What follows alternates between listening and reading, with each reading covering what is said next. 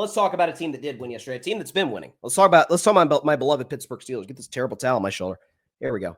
Feeling good about myself today. So of course, Victory Monday for the Steelers. Therefore, it is a black and yellow Victory Monday, baby. Black and yellow, black and yellow, black and yellow, black and yellow. Yes, indeed, the Pittsburgh Steelers got a W over the hated, and I do mean hated in a football context, of course. I don't hate anybody in a real life sense, but in football context is different. The hated Cleveland Browns, 23-9 yesterday. And, watching that throughout, so the Steelers don't get a touchdown the first half. They're moving the ball well on a darn good Cleveland defense, a great Cleveland defensive line. If you look at some of these second and third level numbers, Cleveland might have one of, if not the best D-line in football. Having Myles Garrett obviously helps that, but their personnel's good up front. But they're moving the ball. Boswell's making his kicks. And it's like, okay, is this going to be like a yet another kind of classic Steelers-Browns game? Low scoring. It's closer than I feel like it should be. That's partly why I took the Browns plus 6.5, because both defenses are great, and I have some concerns about both offenses. And then in the second half, folks, credit where it is due. Aaron Rodgers was excellent, and we can show you Aaron's numbers over the course of that game yesterday. Again, playing within the offense, he's done his job. 2 touchdowns, no picks, no turnovers, 70% completion, 200 passing yards. I actually should say 235 passing yards. I apologize. But a 115 passer rating and a 64 QBR. Again, 235, that should say, rather than 200 for Aaron Rodgers passer rating, in terms of passing yards yesterday. He was efficient. The Steelers' run game went for 100. I thought it was solid. Jalen Warren breaking tackles, getting him out in space. Arthur Smith has called a good game. And as I sit here today with the Steelers 4-1, and we know this is the easy part of their schedule. The Steelers wanted to do anything this year. They had to take care of this first part of the season, where it was Jets, Patriots. Clearly now that looks like a pretty good win. Again, we kind of stole that one from New England. Hey, you can't never apologize for a win in the NFL. But it's the Browns and the Vikings with their quarterback topsy-turviness, if you will. You had to take care of this part of the schedule. But now you look up and you say, okay, short week on the road in Cincinnati this Thursday. You get a win over the Bengals. You're 5-1. At this point, with the AFC North, if you take out the Steelers being the worst division in football, it's awful. We knew the Browns would be bad coming into the season. That went without saying. But the Ravens with no Lamar Jackson and a god-awful defense. Here they sit at 1-5. They mustered 3 points against the Rams yesterday. And the Bengals have lost 4 games in a row. Hopefully after Thursday, it'll be 5 in a row. And even if it is 5 in a row, they'll be in second place at 2-5. In other words, the Steelers can create some real distance in the AFC North. At this particular moment in time, I expect, as a Steelers fan, for us to win the AFC North and have a home playoff game at Acrisure Stadium. At this point, I think that is, for every single Pittsburgh Steelers fan, that is a reasonable expectation to have. And my biggest knock on this squad, my biggest knock on Mike Tomlin has been, the non-losing season, that's great.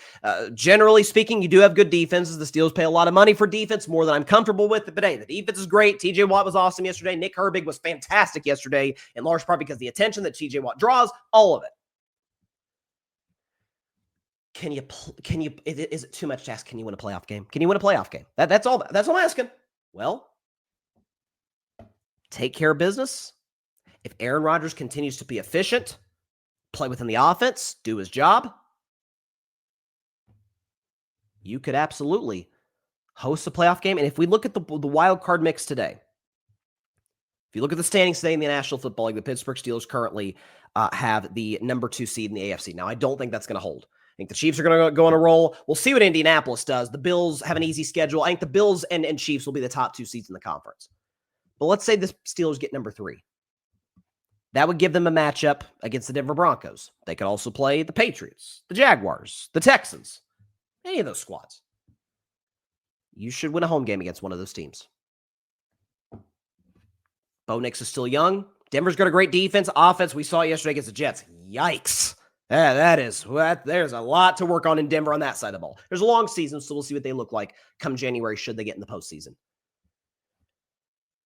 But the Steelers defense has found its way. Got off to a bad start early in the season. They were awful against the Jets. Looking back now, that game, how did Justin Fields look that good against us? That was rough.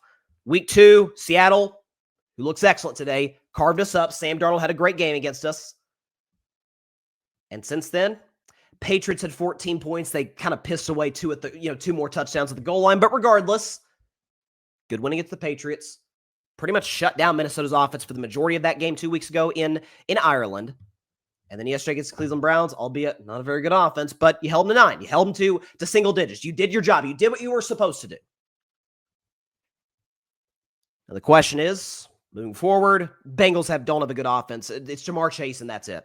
The Packers do. The Colts do. Chargers do. Going forward in the season, the Bills, the Lions. Who knows if Lamar Jackson will be back for one or both of those Ravens games. He brings them a new dynamic, as we all know. But I'm telling you, with the padding that the Steelers have gotten, taking care of business, winning the games as they're supposed to, that's huge. And you've gotten not one, but 2 breaks. Burrow's out and Lamar's out. Burrow's out for maybe the rest of the year. Lamar could come back soon and after the Ravens bye next week. You should win the AFC North. And a lot of that is because, again, credit where it is due. Aaron Rodgers has played quite well. Passer rating is well over 100. Touchdown to interception ratio is good. He's been, I don't want to say crazy accurate. He's missed a couple of layups that prime Aaron Rodgers wouldn't have missed. But again, he's 41. Like he's going to miss those. The mobility still is a concern. But the offensive line has been better lately. And that's saying something given the D-line they just faced in Cleveland with Myles freaking Garrett yesterday. Myles Garrett never got to Aaron Rodgers. A lot of that credit goes to Aaron, to Arthur Smith. They ran the football relatively well given who they were facing. No Calvin Austin, so they didn't have a number 2 receiver outside of DK Metcalf, or at least next to DK Metcalf, who's been worth every penny, which I thought he'd be when the Steelers brought him in from Seattle. Should win the AFC North. And if you do, then the question is if you can win a playoff game. And I'll say this, and I told a buddy of mine this yesterday. As a matter of fact, I'll name drop him because he's been on the show. Alfred Parsard Jr., big Jets fan, dear friend of mine. And he thought Aaron would work in Pittsburgh from the jump. And he's been on me like, apologize to Aaron. I'm like, we're 6 games in. I'm not going to apologize to Aaron. I will give him credit where it's due. And thus far, Aaron's played quite well. But if the Pittsburgh Steelers win the division, host a playoff game, and they, for the first time in a decade, win a playoff game, I'm giving nothing but love and adoration to one Aaron Rodgers. If he can overcome the curse of Mike Tomlin in the month of January, nothing but love. And the fact of the matter is, this team's, I've always said the roster's not the issue. You've got a great defense. You spend a lot of money on that side of the ball. You've got good personnel at running back with Jalen Warren, Kenneth Gainwell, not 1, but 2 excellent tight ends of Pat Freiermuth, Johnny Smith, a true number 1, DK Metcalf. I wouldn't mind if the Steelers went out the deadline and got a number 2. Calvin Austin's more of a 3. He's not a 2.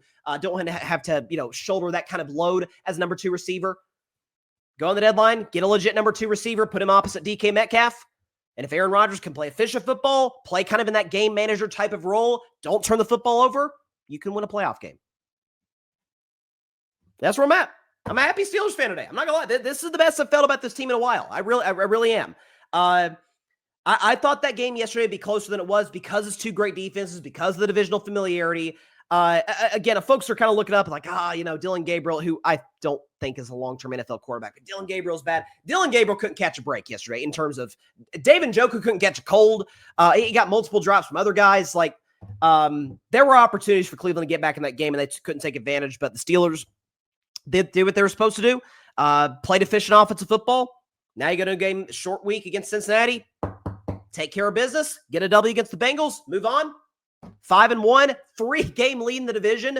Going into late October with second-place team. Probably won't get their quarterback back this year, Joe Burrow. And the team that would actually threaten you for the division, the Ravens, are 1-5 today. They're a disaster. And even if Lamar comes back, is he fixing the defense? I've adjusted my expectations for the Steelers. I had them as a losing record, first losing record in the Tomlin era.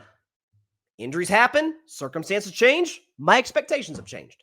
Thanks so much for watching the show on YouTube, and be sure to go click that big red subscribe button and check out the other clips and full shows from Carving It Up Live, as well as our other incredible content creators here on the Grid Network.